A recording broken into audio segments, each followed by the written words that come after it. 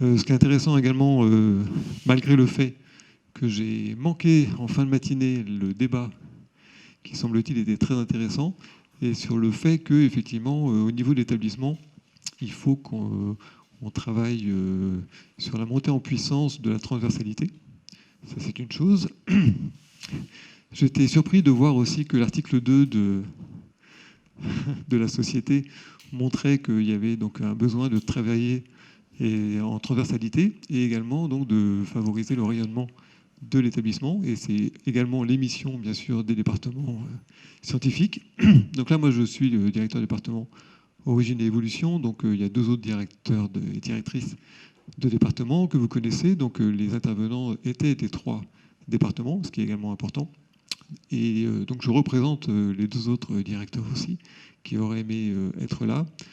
L'idée, c'est effectivement de faire donc, une montée en puissance de tout ce qui est transversal, et en particulier, moi, ça me tient à cœur depuis très longtemps, vous en avez parlé ce matin, mais c'est justement sur les problématiques d'évolution et comment le muséum se positionne beaucoup mieux en interne et aussi à l'externe sur cette visibilité des collections, de la recherche, de l'expertise, de l'enseignement sur l'évolution, et bien sûr en diffusion. Donc dès le début d'année prochaine, on va travailler sur ça au sein de nos conseils de département, et on ne veut absolument pas travailler en cloisonnement des départements, donc on va aussi travailler avec Frédéric Schouch et Diane Johnson pour identifier alors déjà les bons interlocuteurs dans les différents directions de département, mais également de DGD et des différents services de l'établissement pour pouvoir commencer à mettre en place des relations intermétiers beaucoup plus fortes sur ces problématiques d'évolution au sein de l'établissement. Donc ça, c'est une chose. Ensuite, moi, j'ai été vraiment impressionné par l'ensemble des présentations, même si je connais un petit peu les thématiques de recherche, il y en a encore qui restent à découvrir. Et ce qui est important également, c'est qu'on travaille sur des données de la recherche qui sont essentiellement issues de la richesse de nos collections, donc la richesse et la diversité. Donc là, on a eu un panel, simplement, mais effectivement, il y a énormément de chercheurs, d'enseignants-chercheurs, de doctorants et autres qui travaillent sur les collections. Et là où c'est intéressant, c'est que, effectivement, comme ça a été dit, il y a une richesse de ce grand instrument qu'est les collections, et ça peut être un instrument moderne, effectivement, comme tu l'as dit, sur l'évolution. Parce qu'on l'a vu aussi, tu l'as très bien dit, mais quand on a un spécimen, il y a toutes les données morpho, mais il y a également toutes les données cachées au sein du spécimen. Ça peut être de l'histologie, alors parfois, effectivement, il faut couper dedans ou trancher, et on va peut-être en reparler après, au niveau donc, de la réglementation qui doit être mise en place. Et puis après, il y a tout ce qui est holobionte aussi. Alors il y a tout ce qui est omics par rapport au spécimen, quand il est biologique. Il y a tout ce qui est effectivement associé au spécimen, qui est une richesse incroyable. Et je pense qu'on en a à peine l'idée et l'utilisation. Donc ça, ce sera aussi à développer. Et puis après, on travaille sur des corpus, et c'est là aussi on en a la chance, d'avoir une très grande richesse des collections, hein, plus de 68 millions de spécimens, avec certaines collections qui sont numérisées et disponibles grâce à une mise à disposition, en particulier à distance, et de pouvoir travailler sur des très grands corpus, que ce soit dans un intérêt historique ou géographique, comme ça a été dit également. Donc en fait, moi je ne vais pas prendre trop de temps là. Peut-être que vous avez des questions sur les présentations de cet après-midi. Juste pour terminer quand même, données de la recherche donc issue des collections. Après, c'est valoriser, donc la valorisation dont parlait Damien, ça c'est une chose, pour des publications scientifiques. Mais une fois qu'on a fait ces publications scientifiques, l'intérêt c'est de les diffuser. Et au niveau de la diffusion, il y a bien sûr l'enseignement au niveau de tous les publics, hein, que ce soit scolaire et universitaire, mais également la diffusion à l'ensemble de la communauté. Et ça passe aussi par, on en a parlé tout à l'heure, la mise à disposition au plus grand nombre de nos publications. Et donc j'insiste sur le fait, comme Gildas l'a très bien montré, de déposer vos publications dans HAL parce que c'est aussi un ajout à notre mission donc, de diffusion. Alors, est-ce que vous avez déjà des questions sur certaines des présentations oui, de la journée, enfin de l'après-midi? Moi, j'avais deux questions. J'avais une première question sur justement l'open access. Je ne sais pas si vous saurez me répondre, mais c'est quand même un truc qui me taraude. Enfin, on paye donc des prix exorbitants, l'open access doré. Bon, vous disiez près de 2500 €, ça varie d'un journal à l'autre. En fait, moi, je me demande ce qu'on paye quand on leur paye ça. Et donc, quel est le coût pour l'éditeur? Quel est le coût d'un article? Et donc, du coup, quelle est la marge, quoi? Voilà, c'est une question toute simple, mais quand même, enfin, c'est important. Après, j'avais une autre question. Enfin, c'était à partir des exposés de Damien et Myriam sur la construction des collections. Donc, pour moi, en réfléchissant un peu à la valeur pour l'étude de l'évolution des collections, pour moi, les collections, c'est un échantillonnage. C'est un échantillonnage qui est biaisé, comme Myriam l'a dit, dans le sens où on a... et les biais sont très différents d'une collection à l'autre, j'imagine bien, mais avec comme type de biais, par exemple, une multitude de collecteurs différents à travers des époques, la géographie, etc. Mais je m'interrogeais justement sur comment dire, savoir s'il y a une réflexion moderne sur la constitution de ces collections, sur la méthodologie de constitution des collections actuelles. C'est-à-dire que moi je vois sur les collections d'insectes, donc on fait vraiment avec une contingence historique, c'est-à-dire qu'on récupère des collections, on achète des collections privées, et parce que c'est des collections qui sont riches, etc. Mais du coup, on n'a pas de contrôle sur la façon dont ça a été échantillonné. Et donc je me demande vraiment naïvement, j'ai pas d'idée sur cette question, mais de savoir, est-ce qu'il y a vraiment une réflexion sur la façon de constituer nos collections, la façon de les enrichir une méthode scientifique, et donc qui dépendrait justement des questions qu'on se pose et de l'usage qu'on veut faire des collections. J'imagine qu'il n'y a pas de réponse non plus globale à cette question, que ça dépend de... J'imagine qu'en paléonto, on peut difficilement planifier l'échantillonnage de la même façon que sur d'autres...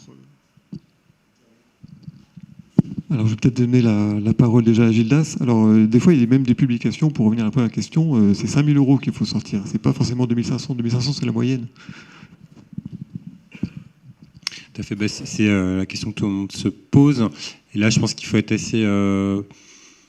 faut pas être trop polémique non plus. Enfin, il faut faire attention que publier dans HAL, c'est pas comme publier dans un journal. C'est-à-dire qu'aujourd'hui, vous voyez, en tant qu'utilisateur, la différence entre, je dirais, taper dans un moteur de recherche le titre d'un article, tomber dessus, et pouvoir je dirais, l'approcher dans un contexte éditorialisé. C'est-à-dire que une revue, c'est différent d'une base de données. Ça reste différent d'une base de données. Qu'est-ce qui fait cette différence? C'est au-delà de l'évaluation de l'article lui-même, le fait d'avoir défini une politique éditoriale et d'avoir assemblé en fait des individus qui sont souvent pas payés pour le faire. C'est aussi le sens de la question, parce que l'évaluation par les scientifiques, souvent, elle est pas rémunérée, peut être rétribuée sous des formes plus symboliques. Mais il y a quand même en fait déjà toute une organisation. Je pense à la présentation tout à l'heure en ichthyologie, vous parliez de la revue, de la manière. Enfin, c'est une communauté qui s'organise, qui s'anime pour faire vivre une revue. Et ça a un coût, déjà. Là où on dit le numérique a énormément baissé les coûts de fabrication et de production par rapport à l'impression papier, ça c'est une vraie réalité. C'est-à-dire qu'on a clairement une baisse des coûts de production entre une publication en ligne versus une publication papier, et sa diffusion, les frais de transport, etc. Néanmoins, le numérique embarque des coûts qui sont d'un autre ordre. Par exemple, pour que la revue soit bien référencée, pour que les bons mots-clés passent bien quand on va chercher. Et en fait, là-dessus, c'est aussi un paysage compétitif, où donc les pilotes d'une revue en ligne vont devoir défendre aussi cette revue dans l'univers du web. Donc ce n'est pas un coût zéro, néanmoins. Il y a des coûts techniques qui sont associés au numérique, des coûts de stockage aussi qui sont derrière. Une fois qu'on a posé tout ça, donc je pense qu'il y a une part de coût de gestion. Par exemple, les publications scientifiques du muséum ne sont pas entièrement gratuites. C'est-à-dire qu'il y a réellement un travail, il y a des ressources humaines, il y a de la gestion administrative. Donc il faut bien que ce travail soit rémunéré, parce qu'éditeur, c'est un métier. Après, aujourd'hui, il y a clairement un écart entre la réalité de ces coûts, je dirais, réels, et ce qu'on fait payer. Et qu'est-ce qu'on paye? C'est la marque. En fait, c'est la marque, c'est le titre, c'est la réputation. Donc ça, c'est clairement là-dessus qu'il y a débat et qu'il y a problème. Je pense qu'on ne peut pas considérer que tout ce travail de mise en forme, il doit être gratuit. Il a un coût, donc quelqu'un doit bien le payer. Néanmoins, jusqu'à une certaine hauteur qui soit acceptable. Le fond de mon message, c'est qu'il ne faut pas dévaloriser le métier d'éditeur. Et qu'il y a aussi beaucoup d'éditeurs qui continuent de faire leur boulot. Je pense à la communauté qui est derrière BioOne, par exemple, qui fait un travail formidable. Pour tout l'accès à tout BioOne, on paye 150 € pour tout le muséum par an. C'est franchement pas beaucoup. Et qui sont des éditeurs dans des logiques d'open access. Donc ils ne cherchent pas à faire du profit, mais ils ont quand même besoin d'exister. Il faut bien qu'on paye quelque chose en APC dans ces cas-là. Voilà, donc il y a un vrai problème, mais il ne faut pas non plus détruire le métier d'éditeur. C'est un peu mon message, quoi. Après, il y a des choses sur lesquelles on n'a pas la main, mais ça n'empêche pas de faire une politique aussi au sein de l'établissement même. C'est-à-dire qu'effectivement, les APC sont quand même souvent assez onéreux. Au niveau des unités, tu l'as dit aussi, ça commence à coincer, parce que quelque part, il y a aussi parfois moins de crédits de base des différentes tutelles. Donc ça commence à être parfois un peu tendu pour certaines unités, en tout cas pour certains labos. Et il y a des unités qui mettent en place des politiques par rapport à ça. C'est-à-dire qu'on peut très bien imaginer que pour les doctorants, pour les post-doctorants qui sont vraiment dans une recherche de poste et donc besoin d'avoir un CV de haute qualité, on puisse accepter de payer des APC. Puis après, pour ceux qui sont en poste, de favoriser effectivement les revues diamants. Et à terme, c'est comme ça qu'on va y arriver, mais il faut que chacun fasse le premier pas vers ça. Michel, tu veux dire un mot peut-être sur la politique scientifique d'enrichissement des collections ?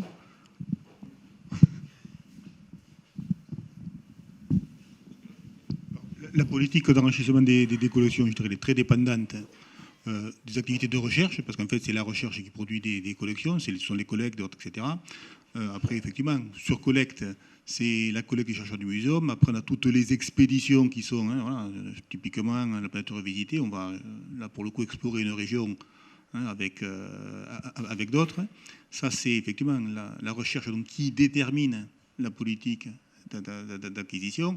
Et après, comme ça a été souligné aussi, c'est effectivement, aujourd'hui de plus en plus terrestres, on a toute une communauté d'amateurs, où effectivement, qui ont les naturalistes qui ont collecté, qui aujourd'hui arrivent à un âge avancé, ou décèdent et autres, etc. Et donc, effectivement, ça a toujours existé aussi, et depuis tout temps, c'est l'acquisition de collections qui sont déjà existantes et constituées. Voilà. Donc là, je dirais, dans le deuxième cas, c'est de l'opportunité. Dans le premier cas, c'est la recherche qui pilote.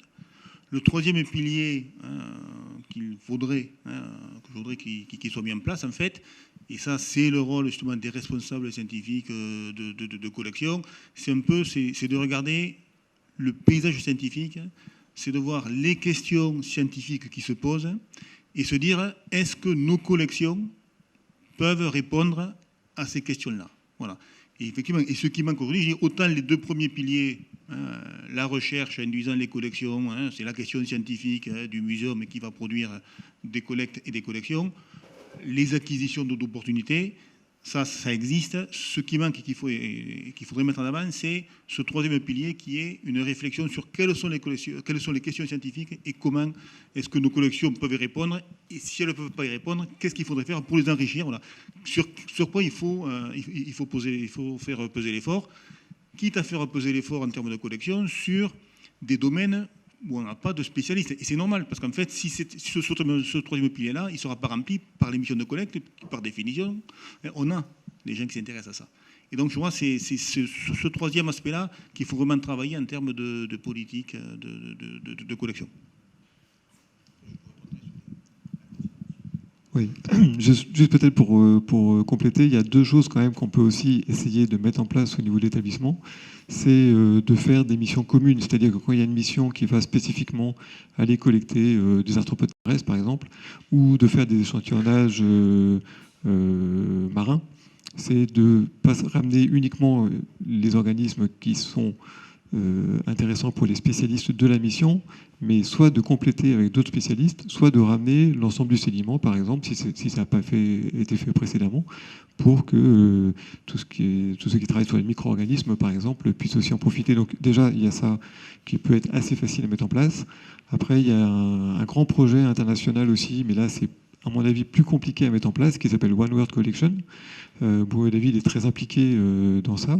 C'est de faire une évaluation de tout ce qui est présent, entre guillemets, dans la plupart des grands musées d'histoire naturelle au monde, d'identifier quelles sont les collections faune, flore présentes de telle région du monde, d'identifier celles qui restent encore un peu comme zone blanche ou peu étudiées, et de façon commune, cibler plutôt celles-ci, en sachant qu'à l'autre bout du monde, dans une collection américaine, il y a peut-être déjà une collection très importante qui intéresserait les scientifiques du muséum, mais est-ce que ça vaut vraiment le coup d'aller faire une mission pour compléter, pour faire des doublons ici, plutôt que peut-être organiser des missions communes, entre guillemets, au niveau international, sur des zones d'intérêt plus intéressant, pas plus important. Je voulais rebondir sur ta question, Vincent. Donc moi, il m'a semblé, quand je suis arrivée au muséum, et que j'ai été chargée de conservation, je me suis vraiment demandé quelle biodiversité on gardait entre nos murs au muséum. Et peu à peu, j'ai fini par arriver à la conclusion que, effectivement, ça contribuait au régime de la preuve scientifique. Je pense qu'Adeline l'a très très bien exposé au début de son introduction. On est là-dedans et qu'en fait, on a plutôt une succession des pratiques et j'ai envie de dire plus du savoir-faire des scientifiques à travers les époques. Et il me semble aussi que dans ce contexte-là, les collections qu'on est en train de mettre en place sont en train de répondre aux questions que nous posons en termes de recherche, qui est à peu près ce que tu disais, Michel.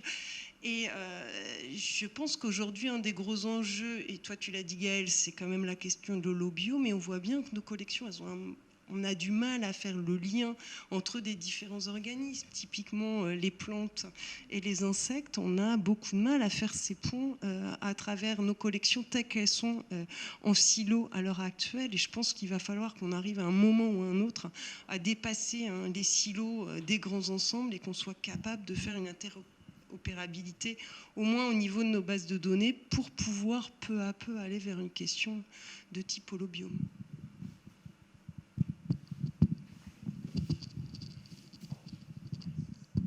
Si je peux contribuer avec mon point de vue un petit peu iconoclaste, c'est des questions qu'on se pose exactement sur les collections patrimoniales ou documentaires qui ne sont pas des collections de spécimens. En fait, c'est quoi une politique globale et sur la durée, et c'est quoi les critères.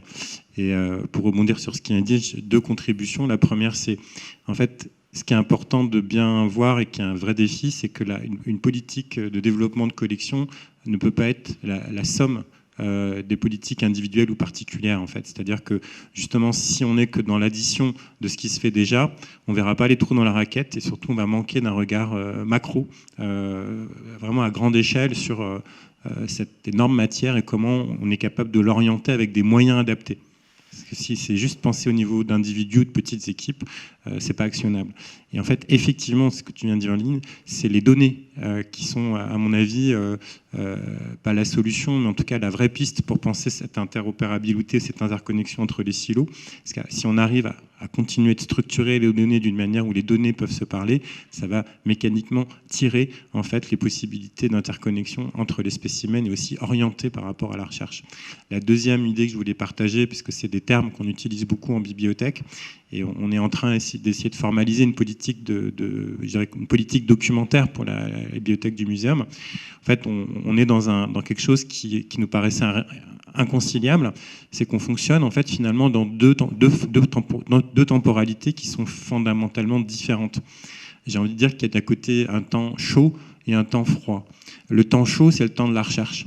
Un projet de recherche, je ne sais pas si vous serez d'accord pour dire qu'en gros, c'est sur 15 ans. Puisque c'est le temps d'un financement récurrent, etc. C'est un peu aussi le temps d'une génération où on va travailler sur quelque chose et ça va bouger. Et donc, en fait, il faut absolument que les collections elles soient au service de la recherche au moment où elle se fait. Donc, on doit avoir une dynamique chaude, réactive, où on est capable, quand il y a un projet de recherche, quand il y a une équipe de recherche qui se monte sur une thématique, d'être là pour mettre à la disposition les données, le matériau dont il a besoin. Mais il y a aussi une temporalité froide qui est de beaucoup plus long terme et qui est particulièrement pertinente en taxonomie, c'est qu'on est sur la longue traîne. On utilise beaucoup d'informations rares et très dispersées et qui ont besoin de se sédimenter dans un matériau qui est très long. Donc ce serait aussi une erreur de se concentrer uniquement sur la partie chaude parce qu'en fait, pour les générations de recherche futures, on perdrait des fondamentaux. Donc on a besoin en parallèle de continuer à structurer, je dirais, des grandes branches qui sont peut-être assez classiques, assez attendues, qui sont très propres à la manière dont la taxonomie évolue, et de continuer à alimenter en ressources des choses qui sont peut-être moins en usage aujourd'hui, parce que moins en écho avec les tendances de la recherche, mais il faut garder la continuité des données qui sont derrière. Sinon, en fait, dans le coup d'après, on sera perdu. Voilà. Donc, je trouve ça intéressant de penser chaud, froid et d'essayer aussi d'arbitrer les ressources en fonction de ces approches. En fait.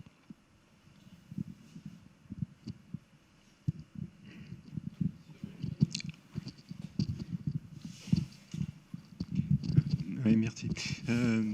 Adeline, dans sa présentation, a parlé de collections dans le cadre de SPIPOL, donc des sciences participatives.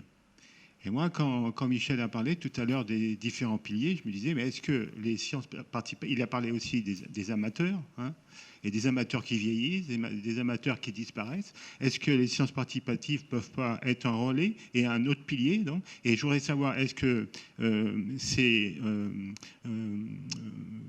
important au muséum? Est-ce que les sciences participatives dans la collecte des échantillons est importante au muséum? Et est-ce que c'est vrai pour les collections naturelles et les collections documentaires?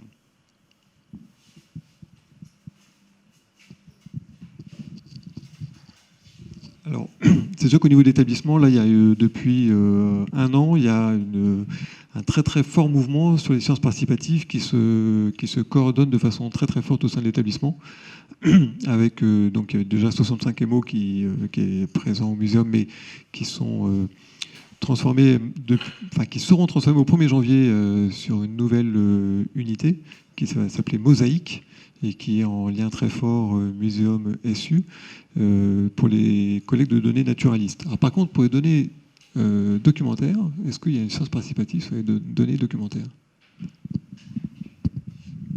Déjà, pour répondre au global, moi je pense que c'est vraiment fondamental. Il y avait une journée d'études, je ne sais plus du tout, parce qu'il y en a tellement sur les sciences participatives, on m'avait demandé d'intervenir avec un regard plutôt historique en fait. Et ça, c'est aussi mes échanges avec les collègues du muséum. Je pense qu'il y a un continuum évident entre les sociétés savantes et la manière dont les collections se sont constituées au muséum et les sciences participatives. C'est-à-dire que je crois que c'est dans l'ADN du muséum et c'est aussi pour ça qu'on parlait d'un musée citoyen et on parlait de sciences citoyennes avant même que les Américains parlent de citizen science. Il y a presque 2 siècles d'écart, hein, mais c'était vraiment ça. Je pense qu'il y a quelque chose qui est à la fois un principe économique, mais aussi une modalité participative dans la manière dont les collections ont été faites. Il y a toujours des gens, des amateurs, des passionnés, mais des gens de la rue, quoi, ou de la campagne, qui ont toujours été dans la construction de la collection, dans différents rôles. Ce rôle, on le retrouve un petit peu aujourd'hui encore avec les équipes de bénévoles qui travaillent dans les collections, mais je pense que c'est un vrai sujet de redynamiser et de relancer en fait ce travail bénévole dans les collections, en étant vigilant bien sûr à chercher toujours des emplois titulaires par ailleurs, mais qu'en fait le continuum qu'on devrait pouvoir essayer de créer aujourd'hui, c'est comment finalement cette contribution physique à la collecte, à la récolte, mais aussi à la préparation, au traitement des collections, on pourrait essayer de faire un pont plus net avec les internautes en fait qui agissent à distance plutôt sur les données. Donc là, je pense qu'il y a un vrai coup, une vraie dynamique à jouer sur le long terme. Pour les collections documentaires, en fait, il n'y a pas d'exemple au muséum. On va parler en français plutôt de crowdsourcing, c'est-à-dire vraiment de métadonnées sociales, c'est-à-dire demander aux gens, par exemple, sur des collections qui ont été ossérisées, de corriger l'OCR, ou un domaine où il y a vraiment un vrai besoin qui est identique à ce qu'on voit pour les herbonautes, c'est-à-dire sur des grandes campagnes de numérisation d'images. On a par exemple des très gros corpus de photographie en lien avec des fouilles archéologiques ou autres, ou des photos, des campagnes plutôt d'ordre ethnologique, on aurait vraiment intérêt à travailler sur ce mode d'approche. Moi, ce que je trouverais intéressant, c'est que justement, comme on a cette ingénierie reconnue sur les sciences participatives au muséum, qu'on essaye de la décliner sur des corpus d'images notamment, ou sur des corpus, je dirais, ossérisés, aussi pour des fonds d'archives, et notamment à des fins de transcription d'archives qui sont à la fois utiles du point de vue de l'histoire et de l'histoire des sciences, et du point de vue naturaliste, pour en fait retrouver sur les carnets de terrain, etc., des informations qui sont utiles à la recherche. Donc en gros, moi, je pense que c'est vraiment effectivement un pilier.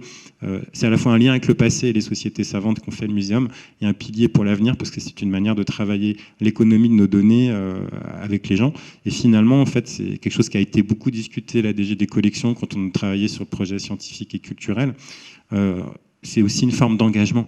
C'est-à-dire que quelque part, travailler sur les sciences participatives, c'est aussi être dans la diffusion, dans la mobilisation des gens autour des enjeux de société et des problématiques qu'on défend. Donc on est assez gagnant-gagnant sur cette affaire. Justement, à partir des sciences participatives, je pense qu'on peut un peu prendre un peu aussi de recul, parce que je pense qu'il y a un public acquis qui travaille déjà effectivement soit en tant que bénévole, soit en tant qu'amateur, soit dans les associations, soit qui répondent aux sciences participatives, genre People et d'autres. Par contre, il y a une des missions quand même principales de l'établissement, c'est aussi d'aller chercher et d'impliquer le public qui est peu sensibilisé aux sciences.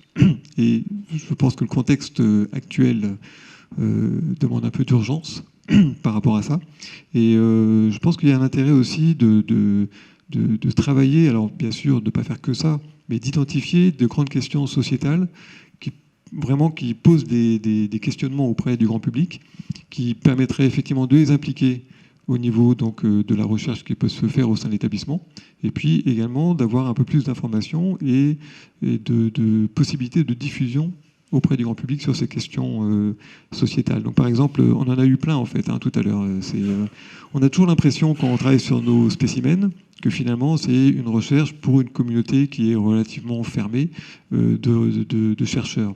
Mais assez rarement, on essaye d'imaginer à quel point la publication qui va être diffusée après, potentiellement par les journalistes, va avoir un impact. Déjà, on ne sait jamais si effectivement il y aura un retour ou pas, et si il y aura une influence quelconque de ce résultat auprès du grand public. Mais je pense qu'on peut réussir à coordonner les choses en faisant de la recherche sur nos collections. Donc j'ai juste noté quelques exemples tout à l'heure.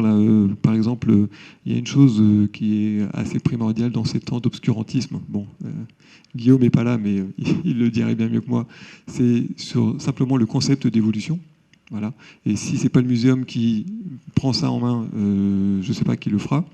Et on a en fait des possibilités de montrer, entre guillemets, des preuves de l'évolution. Alors au niveau bien sûr d'organismes qui se reproduisent très très vite et qu'on peut effectivement visualiser des choses.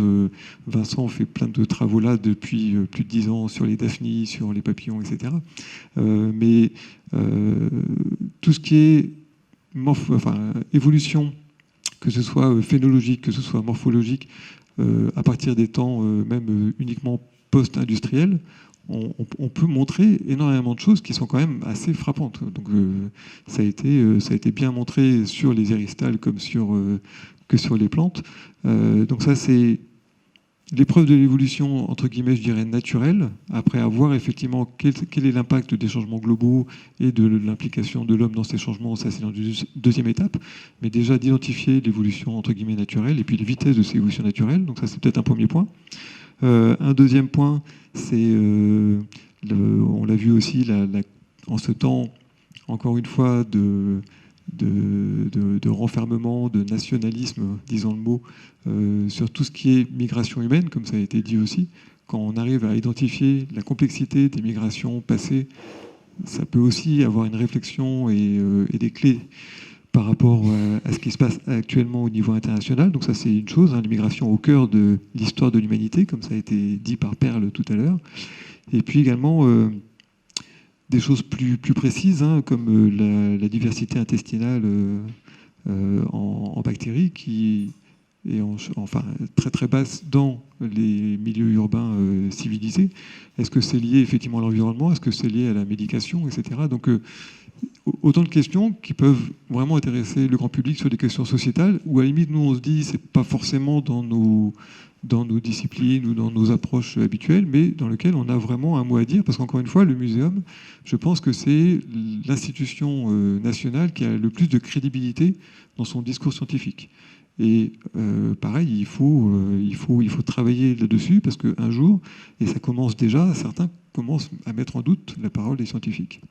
Et puis peut-être un dernier aussi, j'ai vu, bien sûr, l'érosion de la biodiversité, ou en tout cas les déséquilibres, pas forcément l'érosion, mais parfois les déséquilibres de la biodiversité face aux changements globaux. Encore une fois, avec ou sans l'impact anthropique, mais déjà, il faut le montrer, quoi. Il faut le montrer dans des articles scientifiques qui sont sans doute un peu abscons pour le grand public, mais après, à chaque fois, c'est de faire l'effort, soit nous, soit en passant par les services de communication du muséum, de le traduire et de le vulgariser, même si le mot n'est pas beau, pour avoir de plus en plus de visibilité et de communication auprès du grand public sur ces questions-là, qui peut-être après nous feraient venir de nouveaux personnels, des nouveaux étudiants, des nouveaux personnels pour les sciences participatives, parce que c'est des questions qui leur apportent au premier chef, quoi.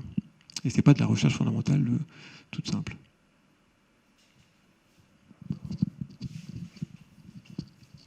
Une question, c'était la deuxième que je voulais soulever dans ce débat. Quand on a préparé cette journée, on s'est posé une question sur une des 5 missions du muséum, l'expertise.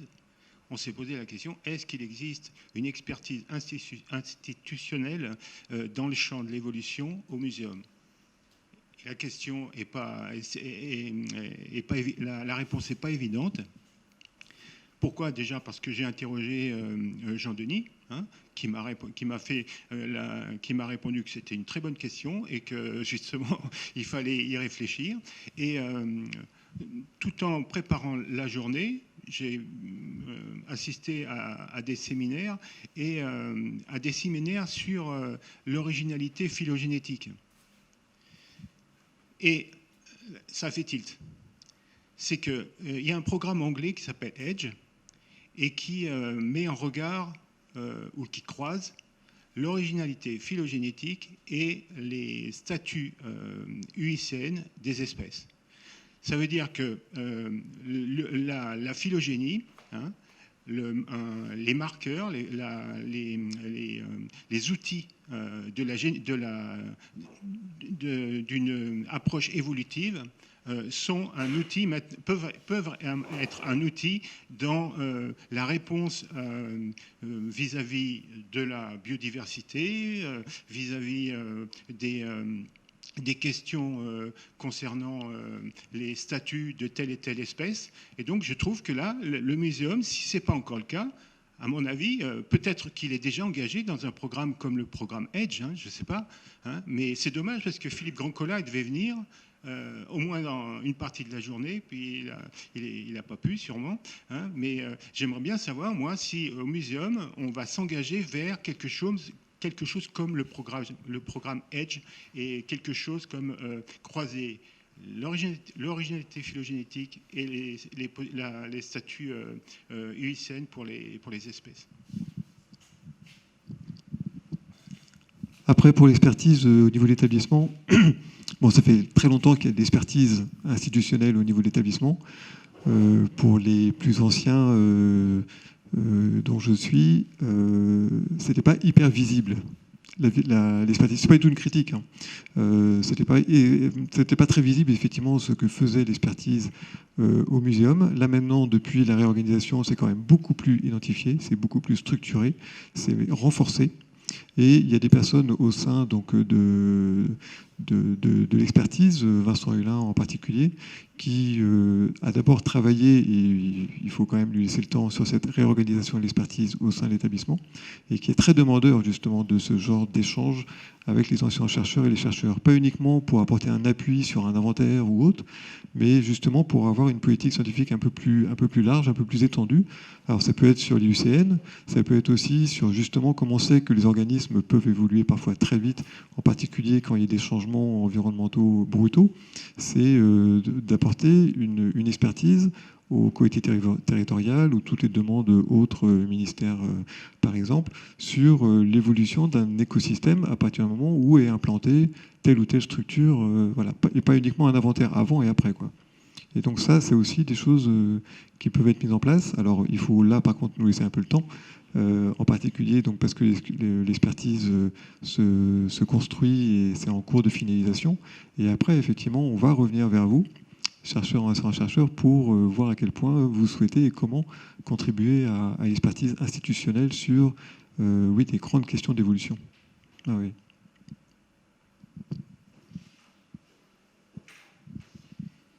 Un petit point juste sur, parce qu'il y avait deux personnes qui posaient des questions au sein même de leur présentation sur le problème complexe, effectivement, de la valorisation des spécimens tout en préservant leur préservation et enfin, leur conservation.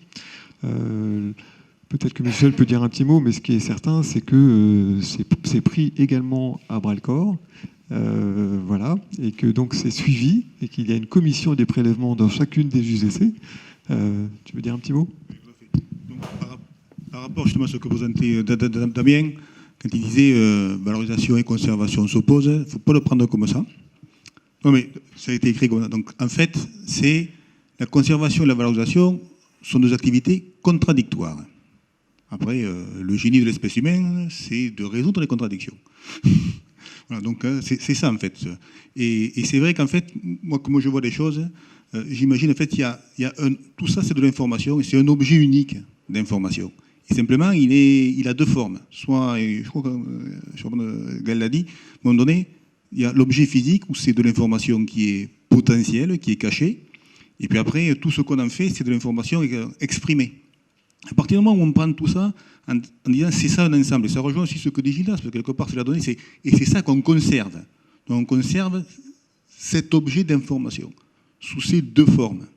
La question qui se pose au moment, c'est de la transformation de la forme matérielle dans la forme virtuelle.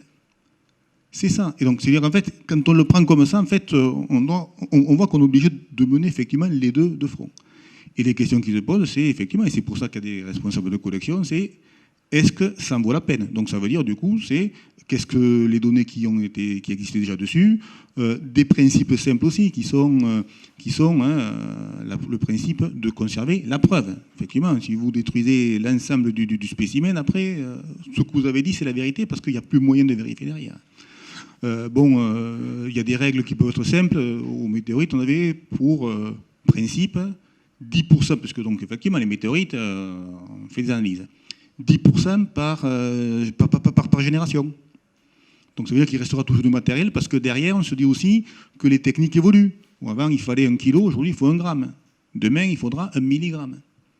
Et c'est cet aspect-là, donc c'est pour ça c'est vraiment en ayant cette notion que c'est un objet unique, sous deux formes, donc, mais tout ça c'est encapsulé, qu'effectivement on arrive à résoudre la contradiction entre la conservation et la valorisation. Sinon effectivement la conservation c'est on met tout dedans dans une pièce en bonnes conditions, on ferme la clé, on jette la clé à la rivière, et puis 50 ans après quelqu'un la trouve et ouvre, il le trouvera en bon état. La valorisation de l'autre côté, voilà, je prends la Joconde, je la passe à la moulinette parce que ce qui m'intéresse c'est le pigment jaune de Leonardo. Voilà, et donc j'ai détruit la Joconde, mais je sais ce que la nature du pigment. Voilà, je veux dire, ça, voilà, et ça c'est les deux aspects. Hein. Et donc il faut qu'on arrive à les gérer. Et c'est pour ça qu'effectivement ces commissions de prélèvement, en fait, elles sont là pour ça. Parce que vu, je dirais, tous les enjeux des générations futures, les intérêts patrimoniaux, les intérêts de la recherche, etc., on n'a jamais raison tout seul. C'est pour ça qu'il y a cette notion de commission. En fait, il faut qu'il y ait plusieurs regards autour de ça. Et c'est, je dirais, c'est la combinaison, c'est pas la somme, mais c'est la combinaison de tous ces regards qui vont faire, en fait, prendre une décision. Et cette décision aussi, je veux dire, quand vous l'imaginez en disant, voilà, tout ça c'est le même objet, c'est simplement, voilà, on le fait changer de forme et c'est tout ça qu'on conserve, et c'est toute la notion, je reprends ce que dit Gilles, sur les données et la conservation des données et l'interopérabilité des données. Voilà. Je pense que si on le prend comme ça, on arrivera à résoudre ces contradictions.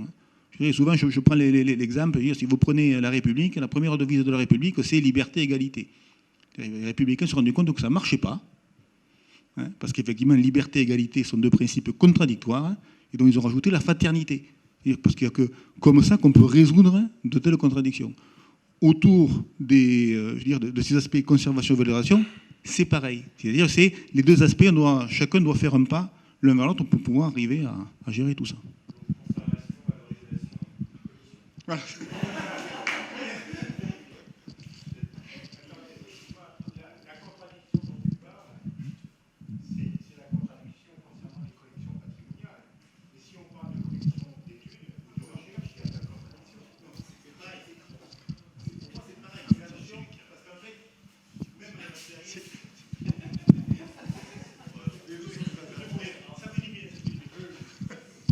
Même le matériel d'étude, je veux dire, il faut se rendre compte. En fait, aujourd'hui, les collections, on les vend, entre guillemets, par l'aspect historique, en disant quoi? En disant, regardez, même si c'est un tout petit insecte, etc., c'est un état de la biodiversité, un état de la nature à un instant donné. Il est minuscule, il sait 3 fois rien, etc., mais c'est le seul qu'on ait. Donc il faut voir ça aussi. Donc c'est la profondeur historique. Aujourd'hui, le matériel d'étude, dans 20 ans, dans 30 ans, et d'ailleurs, et c'est ce qu'on se rend compte quand on dit l'intérêt, c'est cet ancien matériel d'étude qu'on a patrimonialisé. Pourquoi? C'est la loi qui l'a patrimonialisé. Mais il n'y a pas eu de processus intellectuel en disant est-ce qu'on le garde ou pas. Donc c'est pour ça que le matériel d'étude, il a cette même fonction. C'est pour ça que, y compris le matériel d'étude, et c'est la question qui se pose, c'est comment est-ce qu'on le fait passer en collection patrimoniale, comment on le conserve, et c'est toute cette notion-là.